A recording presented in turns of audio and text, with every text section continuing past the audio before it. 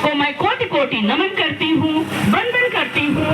मंचासीन पूज्य भंते जी को वंदन करती हूँ तथा पूज्य माता नंदिनी रानी जी को मैं नमन करती हूँ, श्रद्धांजलि अर्पित करती हूँ तथा बैठे हुए धम्म बंधुओं, माताओं, बहनों, पिता तुल्य बुजुर्गों, भाइयों, सबको मैं नमो बुद्धाय जय भीम कहती हूँ। आज श्रद्धांजलि के अवसर पर हम सभी उपस्थित हुए हैं। भगवान बुद्ध की अनुकंपा हो, पूरे परिवार को दुख सहन करने की शक्ति मिले। आज यह श्रद्धांजलि का कार्यक्रम एक बहुत बड़ा संदेश दे रहा है कि आज से हमारे समाज में 20 साल पहले जो कुरीतियां थी, लोग जब तिरहुनी का भोज करते थे तो 20-20 गाँवों को खिलाया करते थे। हमारे भी दादी का जब हुआ था तो लोग 40 गाँव को खिलाए थे। लोगों की मजबूरियां मैं देखती थी, कहते थे 8 ही गाँव को खिला दीजिए, 10 गाँव के 5-5 लोगों को खिला दीजिए। लोगों की मजबूरी रहती थी कि खिलाना ही पड़ता था। तो इस तरह के कार्यक्रम आयोजित करके आचार्य चंद्रजीत बौद्ध जी ने एक बहुत बड़ा जो है कि हम लोगों के लिए प्रेरणा का स्रोत का कार्य किए हैं कि लाखों लोग इससे सीखेंगे कि इस तरह के कार्यक्रम हो कि जिसमें हम भूखे बिना तो पहले भी नहीं मरते थे, हमारे बाप दादा भी खाया करते थे, लेकिन हमारे पास यह जो सील था वही नहीं था, हमारे पास धम्म नहीं था। तो 14 अक्टूबर 1956 को परम पूज्य बाबा साहब ने हम लोगों को परमादेश दे करके गए कि आप लोगों की 3 ही शरण है, बुद्ध, धम्म और संघ।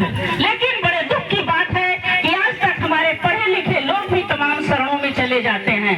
हमारी माताएं बहनें बैठी हुई हैं, हम लोगों को माता रमाई की फटी साड़ियां, जिन्होंने 4-4 बच्चों की कुर्बानियां दे करके गई, उनके पास एक ही साड़ी रहती थी, वो भी फटी हुई थी। माता आधा धोती थी, आधा पहनती थी। जब उनके बेटे राजरतन की मृत्यु हो जाती है तो बाबा साहब से ऐसे लोग आते हैं, बुजुर्ग लोग कहते हैं कि अम्बेडकर पैसे लाइए कफन के लिए, तो बाबा साहब के पास पैसे नहीं रहते हैं। तो माता रामू अपनी आंसुओं को पोंछते हुए अपने साड़ी को पल्लू को फाड़ करके देती है, तो राजरतन को जो है कि अंतिम संस्कार किया जाता है।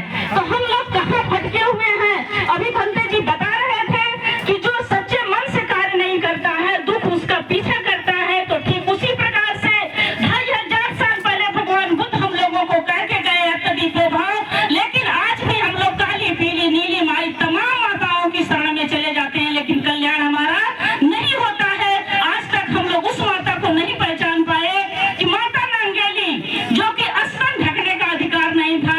जब अगर देवियां रही होती, हम लोगों के पक्ष में काम की होती, तो माता नंगेली को अपना स्तन काट करके नहीं देना पड़ता।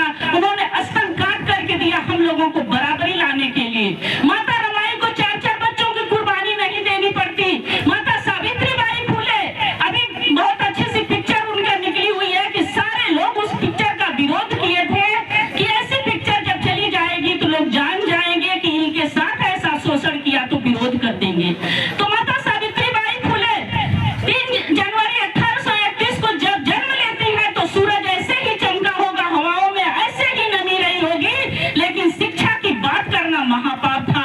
उन विषम परिस्थितियों में माता सावित्रीबाई फुले जन्म लेती है। उनकी शादी ज्योतिबा फुले से होती है। वो उनको घर में पढ़ाते हैं और कहते हैं कि जो ये रोग है, अशिक्षा का रोग है, जो जाति पात में लोग बटे हो, अशिक्षा के कारण है, एक दूसरे से जलन करते हो, शिक्षा के कारण है। जब तुम इनको पढ़ाओगी तो ये लोग शिक्षित होंगे, तो आपस में मिलजुल करके रहेंगे, एक दूसरे का महत्व समझेंगे। और पढ़ाने के लिए जब जाती है, उस पर गोबर मारा जाता है, कीचड़ मारा जाता है, क्योंकि उस समय की परंपराएं थी कि शूद्रों को और स्त्रियों को शिक्षा देना वर्जित था, महापाप था। तो लोग कहते थे ये पाप करने जा रही है, ये शिक्षित करने जा रही है। तो उस माता की जो त्याग था, तो आज हम लोग इस तरह से बोलने लायक हुए हैं। तो उन देवियों की हमको पहचान करनी है, देवी कौन थी और देवता कौन था।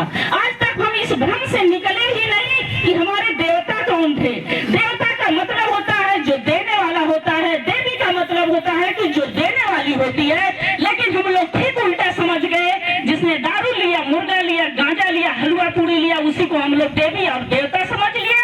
और जिन्हें हमें मान सम्मान की जिंदगी दिया, हम लोगों को पढ़ने का अधिकार दिया, धन रखने का अधिकार दिया, आर्थिक आजादी दिया, राजनीतिक आजादी दिया, उसको हम लोग नहीं समझ पा रहे हैं। तो आज से हम लोग संकल्प लेकर के जाए कि उन देवी और देवताओं को समझे। हमारी माताएं और बहनें अपने को कभी भी कम मत समझिए। बाबा साहब, माता रमाई, माता सावित्रीबाई फुले आज भी कहती है कि आओ चलो उठो अब नारी, युग निर्माण तुम्हें करना है, आजादी के खुदी नींव में तुम्हें प्रगति पत्थर भरना है। तो पहले की ये सोच थी कि महिलाएं, कहते थे लोग नारी नरक का द्वार है, ये लोगों को खाली बच्चा पैदा करना। एक कवि जी लिखते थे कि नारी है तुम्हारी यही कहानी, आंचल में दूध है आंखों में पानी। तो हमारे बाबा साहब हम लोगों को सबला बना करके गए हैं। हम लोग केवल चूल्हे चौके तक सीमित न रहे।